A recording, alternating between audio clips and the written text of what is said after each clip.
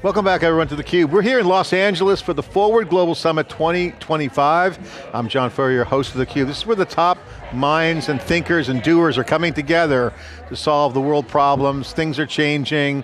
People looking at new systems, new ways to do things, but the democratization of impact, philanthropy. Everyone's now a philanthropist. Community is a big theme.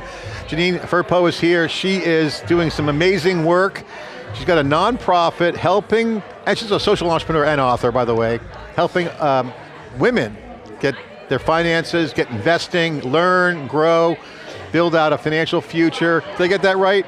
Yes, but part of it too is that they're doing it with their eye toward how we build an economy that works for everybody. And that's going to be sustainable enough that we feel confident handing it off to our children and grandchildren. That's awesome. Take a minute to explain the project, what service you guys doing. You're a nonprofit, so you're all the services all in. What are you guys doing? What's the specific focus and scope? Well, one of the things that we feel is that women have been left out of the financial conversation for a very long time. In fact, it was only 50 years ago that women had the right to get a loan without a male co-signing.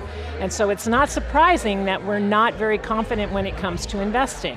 So what we're trying to do is we're trying to help women step into their financial power, really understand how investing works, be able to manage and control their own money, and while they're doing that, do it with an eye to what the money is actually doing in the world.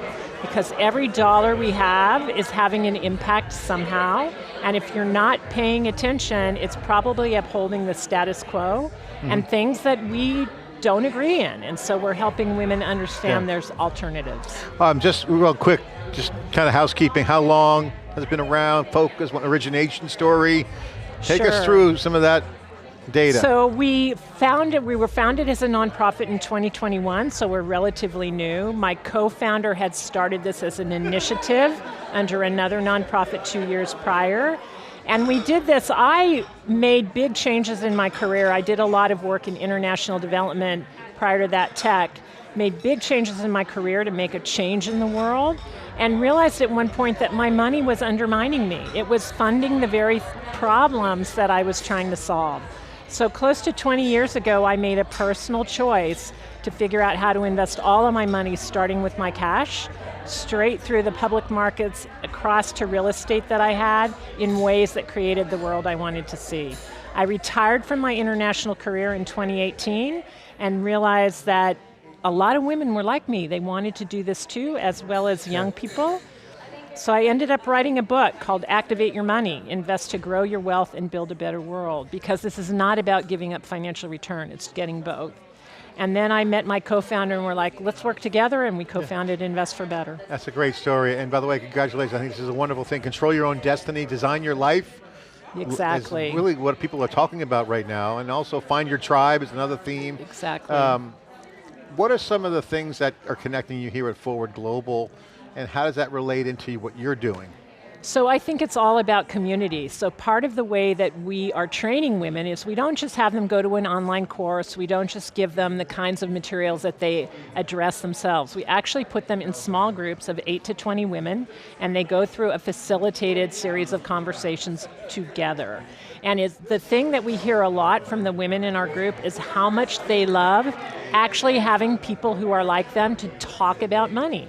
And I think it's the same thing here. This is about a community. It's about people who have similar purpose and goals, and who can further those by getting sparked by ideas from somebody else, who can see something in a different way because of the conversation, and who can stay in contact between the conferences. Gee, how do people get involved? How do people find out how to engage? How do you guys engage with women?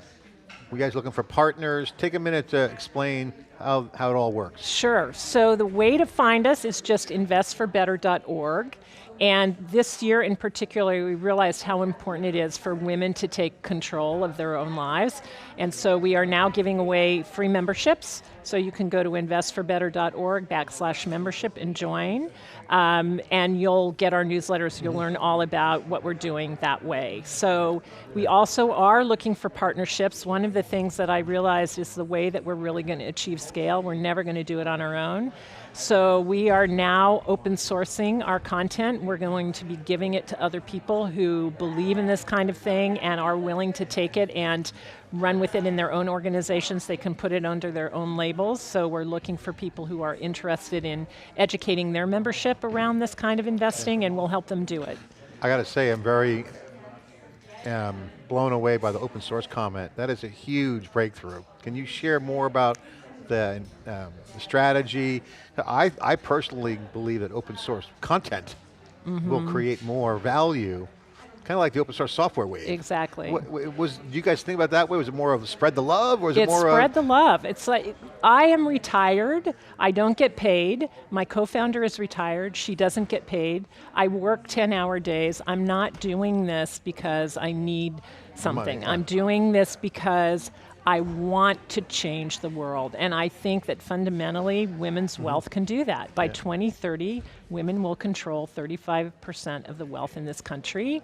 That's powerful. Money is power. And by and large, that power has been not in the hands of women, and it's time for us to step up and take that power. And I am smart enough to realize that I am not going to do this single-handedly. So the more people that we can get involved in our cause, the better. And if that includes my helping them take what we've done and run with it themselves, then all the better too. Yeah, and I think the thing about open source is you build on the shoulders of giants before you. And so getting that flywheel going of participation and engagement. Are there any partnerships that you're looking for? Folks watching might say, hey, how do I get involved?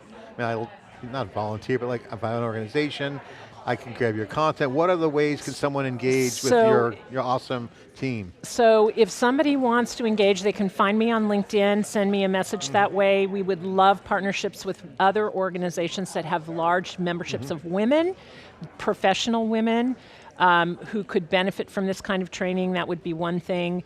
We're happy to partner with anybody who is in the investment space, who's interested in sharing this kind of information as well. We're also interested in partnering with financial advisors or financial coaches or people who are building their own business around education.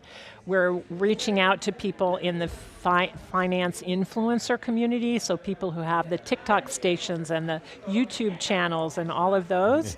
We will share our content with you so that you can speak about this too. So and it's a great way to build more community through the influencers. Exactly. And also, you can be a content studio funneling content to their audiences. Well, who knows? That may be where this ends up going. We'll see. We'll have to get you down to the Cube at the NYSE because that's where the money is. Yeah, exactly. Thanks for coming on theCUBE. Final question for you, the conference. What's the big takeaway here at Forward Global Summit 2025 for you? Is there anything that jumps out at you with something new that you learned, something that verified what you already knew? Share your opinion. So some of the conversations that I'm starting to hear are people are beginning to think that they need to go farther.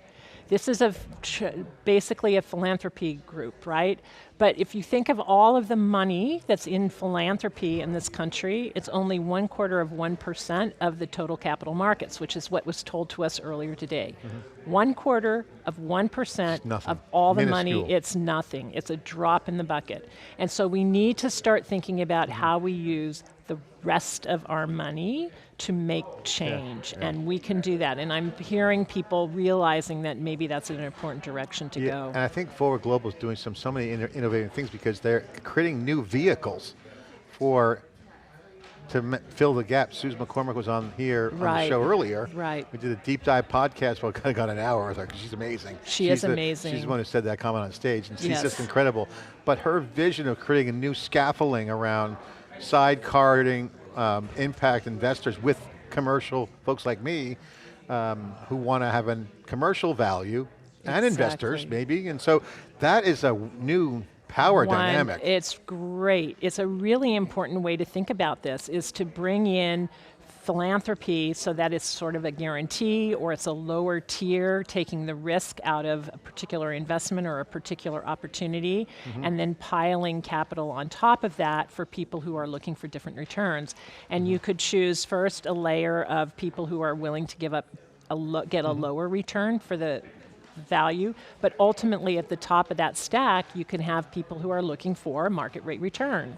And in the work that I do and in what I'm helping other women do, it's all about market rate return. I really do not want to give, I'm not and many of the women we work with are non-accredited investors, which means that You're locked out of deals. they're locked out of everything. They're basically investing in the stock market. They have less than $1 million in net worth, excluding their home. Only 10% of this country's population is accredited investors. So we need to be thinking about those of us who are not accredited and how they can start moving their assets too. Is there any example or anecdote you could share that give people some perspective on some of the impact you're making, a comment or best practice or an email, oh my God, what I'm talking to people about is start with your cash. Think about where you bank, think about what that bank is doing with your money, and if you don't know, then do some work to get your money out of that bank and put it into a bank that's more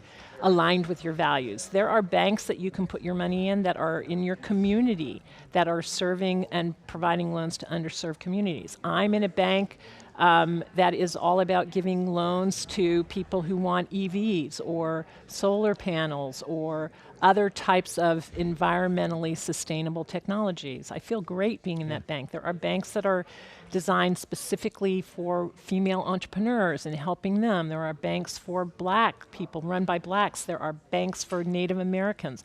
There's a great website called Mighty Deposits, I think it's .org, that you can go on, you can put your bank in, it'll tell you what your bank is doing in the world, and it'll give you a lot of choices about. It's like a Yelp rating. It is. I love Mighty Deposits. There are so many great tools on the web for people around their banks, around the stock market, around so many things that they can just think differently. Yeah, I mean, I think it's one of those things where you mentioned values, aligning values with your money. You can do that now. You can do that, and you've been able to do it for a while. And one of the things, too, that I would remind people is that this is not something new, this kind of investing. In fact, it started in this country in the 1700s, mid-1700s, when the Quakers said, our members cannot benefit from the slave trade. That's where it started. It goes back actually millennium. It's got deep roots in religion, Islamic law, Jewish law. The Pope has decrees about how to invest your values if you're a Catholic. Protestant groups, all kinds of groups. So this has a deep religious element to it, and it's been in this country, as I said, since the mid-1700s, but really started an uptake again in the 1960s and 1980s. My big takeaway from this event is community. Very much and so. Obviously the storytelling is a big theme, and also stories do power movements. But I just think community will be that new thread, whether it's local journalism or community banks that are going to could use the deposits. Right. If everyone just went there, we have a Little League team or whatever, or whatever is going on, right? Things happen in communities. In community. In fact, I just started what we call a regional hub in the San Francisco Bay Area, which is where I live, and we brought 30 women together just earlier this week to start talking about our money, and a small group of us are going to start looking at how can we maybe give loans, debt instruments to small businesses in our own community.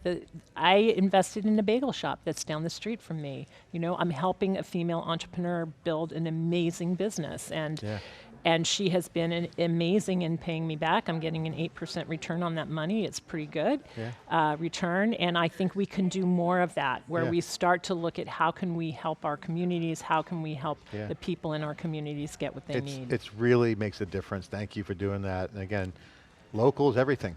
Local and community and trust networks. Elliot Donnelly and I have a shared vision. He has a much deeper vision, but I love his notion of trust networks.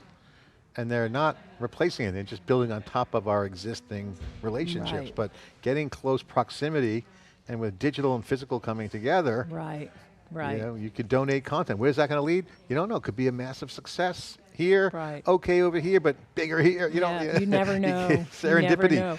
I was at one point in my career, I was an evangelist at Apple Computer back in the 1980s.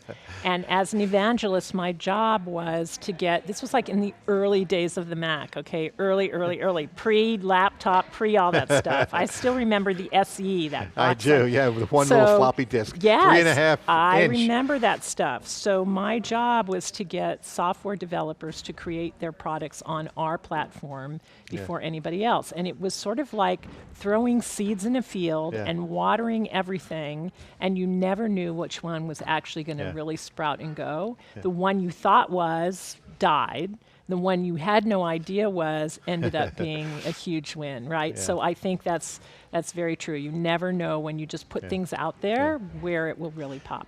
I love the fact that you got the Apple Store. It makes me. I live in Palo Alto 25 years, and so Steve and Lorraine were there, and their kids went to school. What was it like working with Steve Jobs in the early days? Was he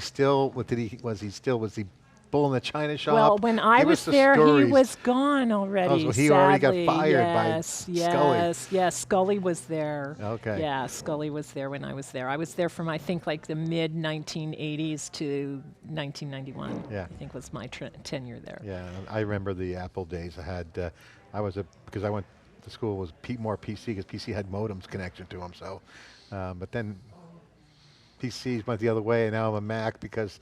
Remember the virus days when all the viruses on Windows? Oh, yeah. Anyway, I know. You digress, but a lot of people who who just see the technology we have today, they don't realize what I worked in Africa using dial-up modems that would take like 10 minutes for something to download. I remember those days. I did that stuff. Well, final question for you. What's your goals? What's your goals for the year? What are you trying to do? What are your top objectives? So my goals for this year are really we really want to see this idea of putting the workout open source more available really take off and see if that really works. We want to help people make money from doing this. Even if we're not making money, I want other people to be making money from it. And I also am working on a national marketing campaign to raise women's awareness around the power and the potential of their money, and doing that on behalf of about 150 other people right now. And so I want to see that go viral. Yeah, and I think you can get a lot of young Gen Zs coming in too, because they're going to take control of their destinies as well. Yeah, congratulations, absolutely. Great cause. Thanks for coming on our program here at Forward Global, our first event here in the community. Thanks for coming on. My pleasure. Thanks for having me. Okay, we are in LA where all the action is, all the smarts people coming together to bring community content and the top issues of the day to make the world a better place. A lot of energy, a lot of community, and the systems are changing, and philanthropy is going to adjust to the dynamics of the market. Of course, theCUBE's got it here covered. Thanks for watching.